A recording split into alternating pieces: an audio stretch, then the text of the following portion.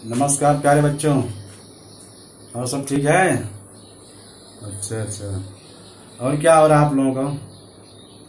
भूगोल में कक्षा 10वीं में अभी तक जो पढ़ा दिया गया है, इसमें कुछ बच्चे ऐसे हैं जो अपना घर काम दे रहे हैं, लिख के बराबर ग्रुप पर डाल रहे हैं। लेकिन कुछ ऐसे बहुत सारे बच्चे हैं जिनको कुछ पता नहीं है, वो ग्रुप पर डाल और नहीं रहे अपने काम को। और आप लोगों के लिए जो है बाद में कठिन काम होगा है सब। इसके पहले आप भूगोल को जो है मैं पढ़ाया, जो आज जो है जो नया चैप्टर पढ़ाने जा रहा हूँ, इसका शीर्षक है जलवायु। क्या है? जलवायु। जलवायु के बारे में हम लोग जानकारी लेंगे आज। भारत और ब्राजील की जलवायु के बारे में बताएंगे। आप लोग जो बताया गया उसको लिख करके ग्रुप पे डालिए। आप लोग डालते नहीं, आप सभी लोग, बाद में वही आप लोगों को ज़्यादा भारी पड़ेगा। विद्यालय जब खुलेंगे समय कम रहेगा और उस समय काम करने में बहुत भारी गिरेगा। अभी बहुत सारा समय है। अभी तो आप लोग वीडियो देखिए, जो समस्या हो वहाँ पर लिखिए और इसको जो है अपना ग्रुप डालिए। इसको याद करिए आप लोग भूगोल को। भूगोल एक ऐसा विषय है जिससे अधिक नंबर मिलता है। भूगोल में कोई नंबर कटिंग नहीं होता है। जितना अच्छा आप लोग उतना अच्छा आपको नंबर मिलता है। तो आप लोगों को आज जो है जलवायु के बारे में बताया जा रहा हूँ। क्या है? जलवायु। जलवायु पाठ है भूगोल में। तो ब्राजील और भारत की जलवायु पहले दिया है। ब्राजील की जलवायु की विशेषताएं। ब्राजील का अधिकांश भाग उष्णकटिबंध में आता है। उष्ण माने क्या होता है प्यारे बच्चों? गर्म कटिबंध में। किसमें आता है? गर्म क्षेत्र में जो है ब्राजील का अधिकांश भाग आता है। जलवायु की विविधता, अक्षांशीय विस्तार अधिक होने के कारण जलवायु में विविधता पाई जाती है। नंबर 2 है विषुवत रेखा के निकट उष्ण जलवायु। विषुवत रेखा के निकट जो है गर्म जलवायु होती है। कैसी होती है? गर्म जलवायु। तीसरा है मकर रेखा के दक्षिण में समशीतोष्ण जलवायु। मकर रेखा के दक्षिण में समशीतोष्ण जलवायु, क्योंकि ब्राजील जो है यहाँ से जो है मकर रेखा और विषुवत रेखा दोनों जो है गुजरती हैं। तो जहाँ विषुवत रेखा है वहाँ जलवायु कैसी है? गर्म है। और जहाँ मकर रेखा है वहाँ मकर रेखा के दक्षिण में जलवायु कैसी है? समशीतोष्ण। समशीतोष्ण माने क्या होता है? जहाँ पर जलवायु समान हो, न अधिक गर्मी हो न अधिक ठंडी हो। ये रहा जो है ब्राजील की जलवायु की विशेषताएं।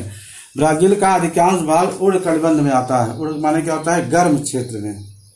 किसमें आता है? गर्म क्षेत्र में। कटिबंध क्या होता है? अक्षांश और देशांतर रेखाओं के बीच में जो गैप होता है। जैसे यहाँ पर दिया गया है, देखिए ब्राजील का मानचित्र है प्यारे बच्चों। देखिए रेखा खींची गई है। ऐसी रेखाएं जो है अक्षांश रेखा हैं। जो सीधी रेखाएं होती हैं क्या होती हैं? देशांतर रेखा होती हैं। अक्षांश जो अक्षांश रेखा है और जो देशांतर रेखा है उसके बीच के भाग को जो है जलवायु कहते हैं, कटिबंध कहते हैं कटिबंध। अक्षांश रेखाएं और देशांतर रेखाओं के बीच का जो भाग होता है उसको कटिबंध कहा जाता है। ये ब्राजील जो है उष्णकटिबंध क्षेत्र में आता है। इसके यहाँ पर विषुवत रेखा और मकर रेखा दोनों जो है क्षेत्र से गुजरती है। 23.5 अंश है। आप लोग देख रहे हैं रेखा को, ये मकर रेखा है और ये शून्य दिख रहा हुआ है यहाँ पर, यानी यह जो है विषुवत रेखा है। क्या है? विषुवत रेखा है। यहाँ देखते हैं हम लोग प्राकृतिक आपदाओं की संभावना। प्राकृतिक आपदाओं की क्या संभावना होती है ब्राजील में? विषुवत रेखा के आसपास के प्रदेश में उर्ध्व दिशा में बहने वाली हवाओं तथा अंतर उष्णकटिबंधीय एकत्रीकरण विभाग क्षीण स्वरूप का होने के कारण चक्रवातों की संभावना कम होती है। विषुवत रेखा के आसपास के प्रदेश में उर्ध्व माने ऊपरी दिशा में बहने वाली हवाओं तथा अंतर माने अंदर जो उष्णकटिबंधीय माने गर्म का एकत्रीकरण विभाग है, उसके कमजोर होने के कारण यहाँ चक्रवातों की संभावना जो है कम होती है। जो चक्रवात आते हैं, चक्रवात की संभावनाएं ब्राजील में क्या होती है? कम होती है, क्योंकि अंतर जो है माने पृथ्वी ब्राजील के जो अंदर दिया यहाँ पर उष्णकटिबंधीय एकत्रीकरण विभाग क्षीण माने कमजोर स्वरूप का होता है, इसलिए यहाँ पर चक्रवात की संभावना कम होती है। चक्र माने क्या होता है? घूमना। वात माने हवा। जब हवाएं जो है घूमते हुए चलती हैं तो उनको हम लोग चक्रवात कहते हैं। क्या कहते हैं? चक्रवात। चक्रवात यानी जब किसी स्थान पर तापमान ज्यादा हो जाता है, जब तापमान ज्यादा हो जाएगा तो वायु दाब क्या हो जाएगा? कम होता है, और उसके आसपास जो है तापमान जो है कम रहता है तो वायु दाब अधिक हो जाता है। तो हवाएं अधिक से कम की तरफ चलने लगती हैं। चक्र माने चक्राकार, उसको हम लोग क्या कहते हैं? चक्रवात। क्या कहते हैं? चक्रवात। आगे देखते हैं ब्राजील के तापमान की विशेषताएं। विषुवत रेखा के समीप तापमान अधिक और तापमान में वर्ष भर समानता रहती है। अमेजन के मैदान में औसत तापमान 25 डिग्री सेल्सियस से 28 डिग्री सेल्सियस तक रहता है। ब्राजील के दक्षिण भाग में तापमान अपेक्षाकृत कम रहता है। ब्राजील की उच्च भूमि की जलवायु ठंडी तथा तटीय प्रदेश में सौम्य तथा आर्द्र रहती है। एक बार फिर देखिए आप लोग, ब्राजील के तापमान क्या विशेषता है कि विषुवत रेखा के समीप तापमान अधिक और तापमान में वर्ष भर समानता रहती है। अमेजन के मैदान में औसत तापमान 25 डिग्री से लेकर के 28 डिग्री सेल्सियस तक रहता है। ब्राजील के दक्षिण भाग में तापमान अपेक्षाकृत कम रहता है। ब्राजील की जो उच्च भूमि की जलवायु ठंडी तथा तटीय प्रदेश में सौम्य तथा आर्द्र रहती है। ये ब्राजील के तापमान है। यहाँ देखते हैं हम लोग मैप में, देखिए प्यारे बच्चों, यहाँ पर दिया है कि ब्राजील का औसत वर्षा एवं तापमान। अभी देखिए आप, ये विषुवत रेखा है, ध्यान से देखिए आप लोग, तो यहाँ पर हमेशा तापमान उच्च रहेगा। क्या रहेगा? तापमान उच्च। नीचे आएंगे तो देखिए आप लोग, ये मकर रेखा है। मकर रेखा के नीचे आते हैं तापमान क्या हो जाता है? समशीतोष्ण हो जाता है। और जो तटीय इलाका है यहाँ का तापमान सौम्य एवं आर्द्र माने नम होता है। सुंदर, और यहाँ नम जो है तापमान पाया जाता है, क्योंकि ब्राजील के जो पूर्वी हिस्से में जो है अटलांटिक महासागर है। क्या है? अटलांटिक। यह उत्तरी अटलांटिक महासागर है और यह क्या है? दक्षिण अटलांटिक महासागर है। अब देखिए ब्राजील का वार्षिक औसत वर्षा एवं तापमान दिया है। यहाँ दिया है वार्षिक औसत वर्षा मिलीमीटर में 500, 1000, 1500, 2000, 2500 और 3000। ये जो नीचे दिया है तापमान और प्रमुख हवाएं, तो जहाँ पर जो सबसे देखिए 3000 जो है, जो सबसे अधिक वर्षा हो रही है वो क्षेत्र जो है ब्राजील की, देखिए आप लोग, जो अमेजन नदी है, यहाँ से बहती है अमेजन नदी। और ये विशाल कगार है। क्या है? विशाल कगार। यहाँ पर जो है वृक्ष छाया का प्रदेश होता है, क्योंकि हवाएं आकर के यहाँ अवरुद्ध होती हैं, इसके इधर बारिश जो है नहीं होती है। तो ये देखिए यहाँ सबसे अधिक बारिश हो रही है, यानी लगभग जो है 3000 मिलीमीटर। कितना? 3000 मिलीमीटर। अब यहाँ दिया है 500। ये क्षेत्र जो है सबसे कम वर्षा का क्षेत्र यहाँ दिखाई दे रहा है, केवल 500 वर्षा हो रही मिलीमीटर। उसके नीचे 1000 देखिए यहाँ बारिश हो रही है। उसके और नीचे आएंगे तो 2000 वर्षा होती मिलीमीटर। लेकिन सबसे अधिक जो औसत वर्षा है ब्राजील के जो है अमेजन का जो मैदानी इलाका है, और फिर जो है अमेजन का जो दक्षिणी क्षेत्र है वहां पर भी भारी बारिश होती है। तो प्यारे बच्चों, ये ब्राजील का औसत तापमान नीचे दिया गया है। क्या दिया गया है? औसत तापमान। तो ये जो रेखाएं खींची गई है ये तापमान बता रहे हैं कितना तापमान है। 23 डिग्री सेल्सियस है, यहाँ 23 है, यहाँ 23 है, यहाँ पर 28 डिग्री सेल्सियस तापमान है। आगे देखते हैं हम लोग क्या किया है। ब्राजील की वर्षा। ब्राजील में दक्षिण पूर्व तथा उत्तर पूर्वी दिशाओं से आने वाली पूर्वी व्यापारिक हवाओं से वर्षा होती है। अमेजन के मैदान में वार्षिक औसत वर्षा लगभग 2000 मिलीमीटर है। कितना है? 2000 मिलीमीटर है। दक्षिण पूर्वी तटीय प्रदेश में वार्षिक औसत वर्षा 1000 से 1200 मिलीमीटर है। विशाल कगार के तटीय भाग में प्रतिरोधी प्रकार की वर्षा होती है। ब्राजील की उच्च भूमि में वृक्ष छाया का प्रदेश मिलता है। किसका प्रदेश मिलता है? वृक्ष छाया का प्रदेश। ब्राजील में दक्षिण पूर्वी तथा उत्तर पूर्व दिशाओं से आने वाली जो पूर्व व्यापारिक पवनें हैं, व्यापारिक पवनें जिससे व्यापार पहले होता था, लोग एक स्थान दूसरे स्थान जाते थे उसको व्यापारिक पौने का करते हैं, व्यापारिक पौने। तो ये देखिए आप लोगों को जो व्यापारिक पौने देखो यहाँ दिया गया है तीर के माध्यम से, ये व्यापारिक पौने हैं और इनसे जो है वर्षा होती है कहाँ पर, ब्राजील में। कहाँ पर, ब्राजील में। और ये जो क्षेत्र है ये कम वर्षा का क्षेत्र है, ये वृक्ष छाया का प्रदेश बोलते हैं इसको, वृक्ष छाया प्रदेश जहाँ वर्षा कम हो। वृक्ष छाया का प्रदेश क्या होता है, जहाँ वर्षा कम हो उसको वृक्ष छाया का प्रदेश कहा जाता है। अधिक वर्षा, मध्यम वर्षा, कम वर्षा और वृक्ष छाया का प्रदेश। तो यहाँ पर दिया, एक बार फिर दे देते हैं कि विशाल कगार के तटीय भाग में प्रतिरोधी प्रकार की वर्षा होती है। ब्राजील की उच्च भूमि में वृक्ष छाया प्रदेश मिलता है। ब्राजील के जो उच्च भूमि है यहाँ पर जो है वृक्ष छाया का प्रदेश पाया जाता है, क्योंकि यहाँ वर्षा जो है कम होती है। तो एक प्यारे बच्चों रही है ब्राजील की जलवायु की विशेषता। ये क्या रहा, ब्राजील की जलवायु की विशेषता। इसके बाद हम लोग क्या देखेंगे कि भारत की जलवायु की विशेषताएं। भारत की जलवायु की विशेषताएं एक नजर डालिए आप लोग यहाँ पर। भारत का समावेश उष्णकटिबंधीय प्रदेश में होता है। भारत की जलवायु की विशेषताएं निम्नानुसार हैं। भारत का समावेश भी किसमें होता है, उष्णकटिबंधीय क्षेत्र में, क्योंकि भारत के बीचों बीच से कर्क रेखा गुजरती है। कौन रेखा है, कर्क रेखा गुजरती है, इसलिए हमारा देश उष्णकटिबंधीय क्षेत्र में आता है, यानी गर्म क्षेत्र में आता है। अब देखिए यहाँ पर दिया है भारत की जलवायु की विशेषताएं निम्नानुसार हैं। पहला प्रकार है मानसूनी जलवायु। स्वरूप जलवायु वर्ष भर सामान्यतः उष्ण रहती है।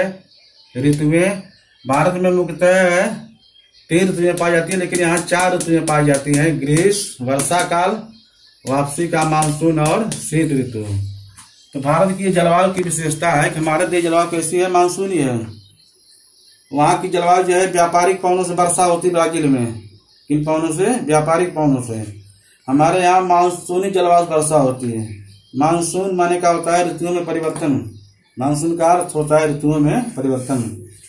तो मानसूनी प्रकार की वर्षा हमारे यहाँ होती है। और यहाँ दिया है कि स्वरूप जलवायु वर्ष भर सामान्यतः उष्ण माने गर्म रहती है। भारत में मुख्यतः ऋतुएं जो पाई जाती है ग्रीष्म काल, शीतकाल और वर्षा काल। एक ऋतु और है वापसी, जब मानसून वहां से वापसी करता है हमारे देश में। हमारे देश में मानसून कब आता है, यहाँ देखते हैं हम लोग। ये भारत का मानचित्र है प्यारे बच्चों। वार्षिक औसत वर्षा एवं तापमान, ये देखिए दिया यहाँ पर वर्षा मिलीमीटर में। तो 4000 मिलीमीटर वर्षा, जो सबसे अधिक वर्षा होती है हमारे यहाँ, वो चेरापूंजी है। क्या है, चेरापूंजी और मौसिन राम दो ऐसे स्थान है मेघालय में। कहाँ पर, मेघालय में, जहाँ सबसे अधिक वर्षा होती है। और दूसरा स्थान जो है अपना सह्याद्री पर्वत श्रेणी है महाबलेश्वर, जहाँ दूसरी सबसे अधिक बारिश होती है। तो हमारे देश में मानसूनी हवाएं आती हैं। कौन हवाएं आती हैं, मानसून। इससे जो हमारे देश में वर्षा होती है। यहाँ पर देखो तापमान दिया है, यहाँ 28 डिग्री सेल्सियस है, यहाँ 26 डिग्री सेल्सियस है, यहाँ 23 है, यहाँ 20 है। जैसे जैसे दक्षिण से उत्तर की तरफ जाएंगे तो तापमान में क्या हो जाता है, परिवर्तन होता रहता है। क्योंकि हमारे देश का तापमान एक समान नहीं है, क्योंकि हमारे देश के मध्य से जो है कर्क रेखा गुजरती है। कौन रेखा, कर्क रेखा गुजरात से लेकर के मिजोरम तक जाती है। तो दक्षिण जब आएंगे तापमान जो है बढ़ता जाता है। कर्क रेखा के उत्तर तरफ जाएंगे तो तापमान में क्या होती है, कमी होने लगती है। क्योंकि हमारा जो हिमालय पर्वत है यहाँ पूरे साल भर तापमान कम रहता है प्यारे बच्चों। और जो मानसूनी हवाएं हमारे देश में जून प्रवेश करती है, एक शाखा बंगाल खाड़ी भी आती है, दूसरी जो है अरब सागर पर से चलती है। तो बंगाल खाड़ी जो हवाएं जाती हैं तो हिमालय पर्वत से जब टकराती हैं ये वापस लौटती है हिमालय पर्वत से, तो लौट करके जो पूर्वोत्तर राज्य हैं और बिहार, पश्चिम बंगाल, उत्तर प्रदेश आज जैसे राज्यों में यहाँ पर वर्षा होती है। हिमालय पर्वत से हवाएं जो है टकराती हैं। दूसरी हवा जो है यहाँ से जाती है अरब सागर से, जो हमारा पश्चिमी तटीय क्षेत्र है वहां से बारिश करते हुए पूरे राजस्थान और मध्य प्रदेश, कर्नाटक, केरल होते हुए जो है बारिश करता है। और जम्मू कश्मीर का ऊपरी हिस्सा जो है प्यारे बच्चों वृक्ष छाया का प्रदेश है। जैसे राजस्थान का जो पश्चिमी बेल्ट है वो वृक्ष छाया प्रदेश है। यहाँ आते आते जो है मानसूनी हवाओं को वाष्प नहीं मिलता है, इससे यहाँ बारिश जो है कम होती है। आगे देखते हैं जलवायु पर प्रभाव डालने वाले महत्वपूर्ण घटक, पहला हिंद महासागर और दूसरा हिमालय पर्वत। ये दो चीज हैं, हिंद महासागर और हिमालय पर्वत, जो हमारी जलवायु पर प्रभाव डालते हैं। प्रादेशिक जलवायु की भिन्नता के कारण, पहला है अक्षांश रेखीय स्थानों में अंतर, दूसरा है समुद्र सतह के सापेक्ष ऊंचाई में अंतर।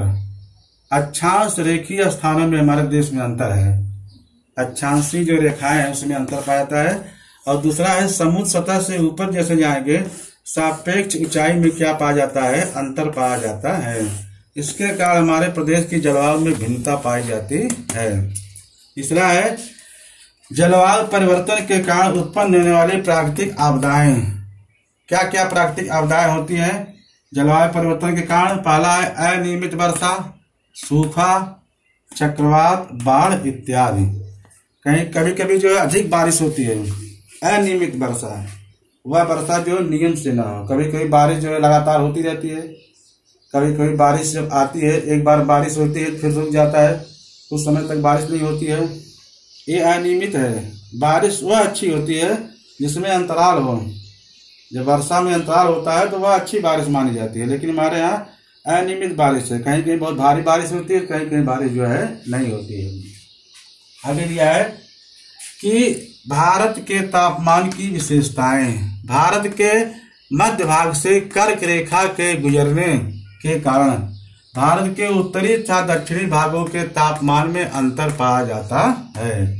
भारत के विशेषता जो तापमान में है, हमारे देश से जो है जो कर्क रेखा गुजरती है, कर्क रेखा गुजरती है तो ये उत्तर हो गया और प्यारे बच्चों दक्षिण, तो दोनों में तापमान भिन्नता पाई जाती है। अधिकांशतः दक्षिण क्षेत्र में तापमान हमेशा अधिक रहता है, लेकिन उत्तर जाएंगे तापमान में क्या होता है, कम हो जाता है। शीतकाल में यहाँ पर हिमपात होता है, जम्मू कश्मीर, हिमाचल और उत्तर भारत में काफी ठंडी पड़ती है, तो दक्षिण भारत में ऐसा नहीं होता है। आगे देखते हैं क्या दिया है, भारत की वर्षा। भारत में मुख्य रूप से दक्षिण पश्चिमी मानसूनी हवाओं के कारण वर्षा होती है। भारत के वर्षा की विशेषताएं निम्न है।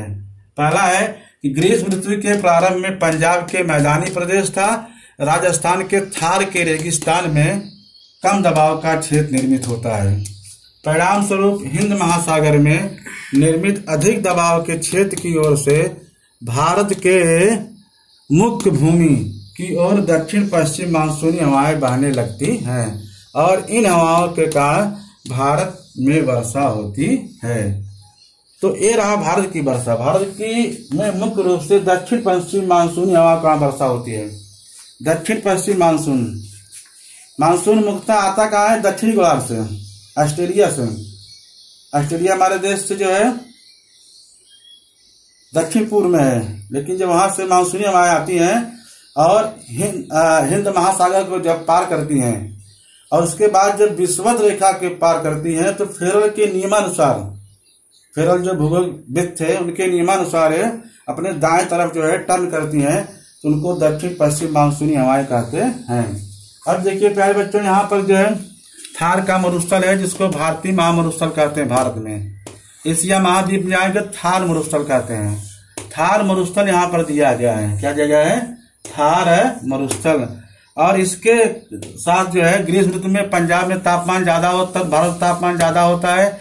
इसके कारण जो है यहाँ कम दबाव का क्षेत्र बन जाता है। जब तापमान अधिक हो जाएगा जहाँ पर, तो वहाँ का हवा का दबाव क्या रहता है, कम हो जाता है। इसके अपेक्षा दक्षिण भारत में तापमान जो है कम रहता है, तो यहाँ वायुदाब अधिक होता है, तो हवाएं अधिक से कम की तरफ चलने लगती हैं। तो इसलिए जो है हवाएं जो है दक्षिण पश्चिम से हमारे देश में प्रवेश करती है। इसलिए भारत में आने वाले मानसून को दक्षिण पश्चिम मानसून कहा जाता है। आने वाले जो मानसून है हमारे देश में उसको दक्षिण पश्चिम मानसून कहते हैं। आज का हमारा ये गृह कार्य देखिए। सबसे पहला है ब्राजील की जलवायु की विशेषताएं लिखो। दूसरा है भारत की जलवायु की विशेषताएं लिखो। तो ये आज के 2 गृह कार्य दिए गए हैं, इसको ध्यानपूर्वक आप लोग करेंगे और इसको लिख करके आप लोग जो है शुक्रवार को ग्रुप में डालेंगे और फिर जब कल मिलेंगे जिसका अगला जो है पार्ट में पढ़ाऊंगा। जय हिंद।